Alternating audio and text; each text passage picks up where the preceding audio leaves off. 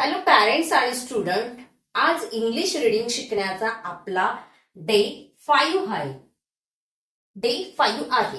जर तुम्ही या अगोदरचे डे पाहिले नसेल तर नक्कीच जाऊन पहा, जेणेकरून तुम्हाला मी आता काय शिकवत आहे ते व्यवस्थित समजेल. आज आपण शिकणार आहोत कॉन्सोनंट व्हॉवल ब्लेंड.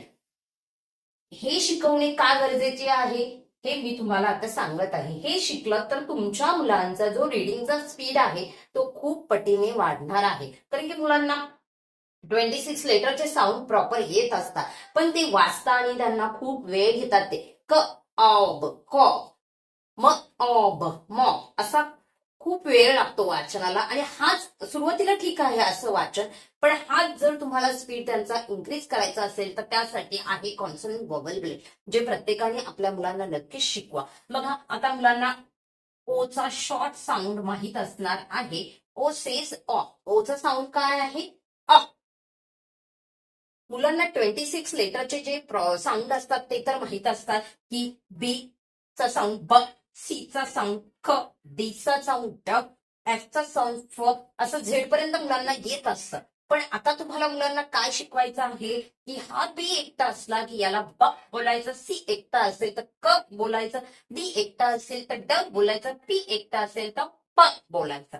पण जेव्हा ह्या बी पुढे ओ हा वॉवेल दिसेल, जेव्हा बी पुढे हा ओ वॉवेल दिसेल तेव्हा त्याला काय बोलायचं? ब. ब आ ब.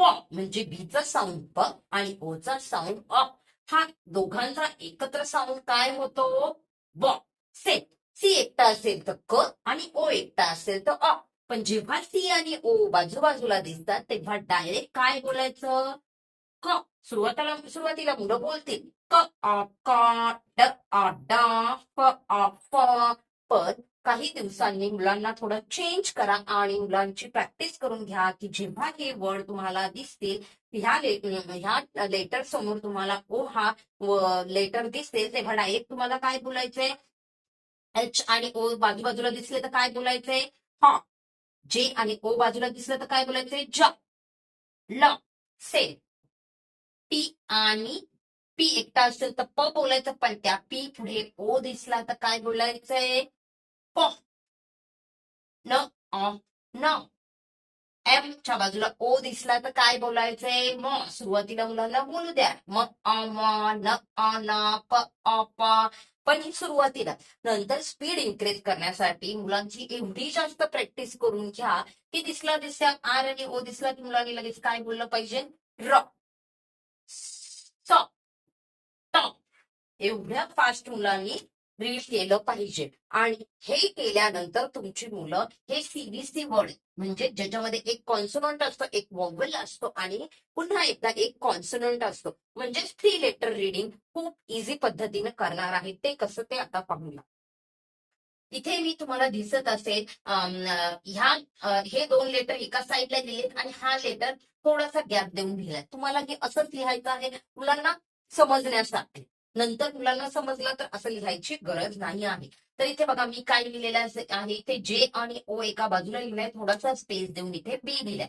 आता जे एकटा असेल तर ज बोलायचं मुलांना माहिती आहे. ओ ला अ बोलायचं, ज अ ब, ज अ ब, जॉब. हे बोलण्यात वेळ जातो. तर आता मुलांना आपण कॉन्सोनंट व्हॉवेल ब्लेंड शिकवल्यामुळे जे आणि ओ बाजूला असल्यावर त्याला डायरेक्ट मुलं काय बोलणार आहे? जॉब. आणि बीचा साऊंड ब. जॉब. जॉब. र अ ब, रॉ ब. ह्याला वेळ जातो. मग आपण काय शिकवलं मुलांना? डायरेक्ट आर आणि ओ बाजूला दिसल्यावर काय बोलायचं? रॉ. मग मुलं काय बोलणार आहे? पटकन रॉ ब. र. सेम. क र. तुम्ही शिकवून पहा, तुम्हाला नक्कीच याचा फायदा होणार आहे. कारण की ह्याच पद्धतीने मी माझ्या मुलाला इंग्रजी रीडिंग शिकवलं आहे. आता तो 10 वर्षाचा आहे. तो जेव्हा 4-5 वर्षाचा होता तेव्हा मी त्याला ह्या पद्धतीनं रीडिंग शिकवलं आहे आणि त्याला खूप फायदा झाला. खूप पटकन तो रीड करायला शिकला.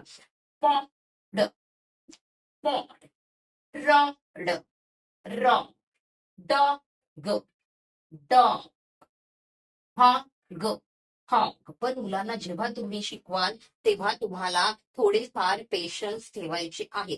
एका दिवसात मूल शिकत नाही. थोडेसे पेशन्स ठेवा. मुलांना रागवू नका. पुन्हा पुन्हा पुन्हा पुन्हा तुम्हाला रिपीट करायची आहे. तीच गोष्ट मुलांना पुन्हा पुन्हा समजून सांगितली की त्यांना समजणार आहे. कारण की ही भाषा त्यांच्यासाठी नवीन आहे. त्यामुळे आपणही थोडा वेळ त्यांना द्यायला हवा.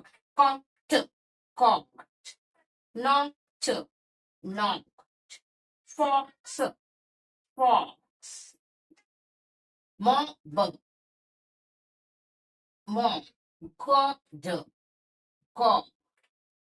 से, ग, fog. Log, pouch, pot. Box, top, top.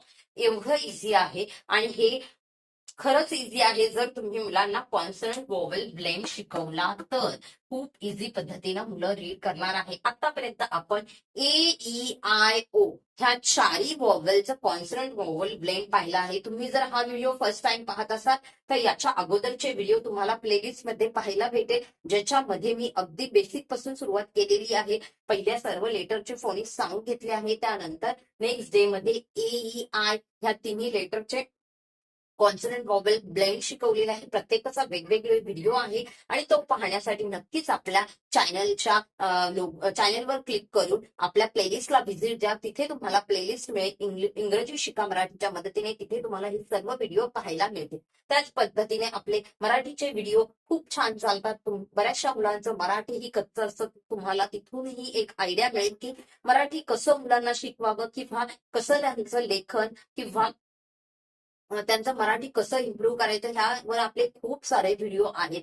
तीही प्लेलिस्ट आहे त्याच्यामध्ये खूप म्हणजे भरपूरच जास्त व्हिडिओ आहेत. तुम्हाला ते प्रत्येक व्हिडिओ पाहिले तर खूप सारा फायदा होईल मुलांना शिकवण्यासाठी. त्यामुळे आपल्या मराठीच्या प्लेलिस्टलाही व्हिजिट द्या. व्हिडिओ आवडला असेल तर चॅनलला एक लाईक जरूर करा. व्हिडिओ पाहिल्याबद्दल धन्यवाद.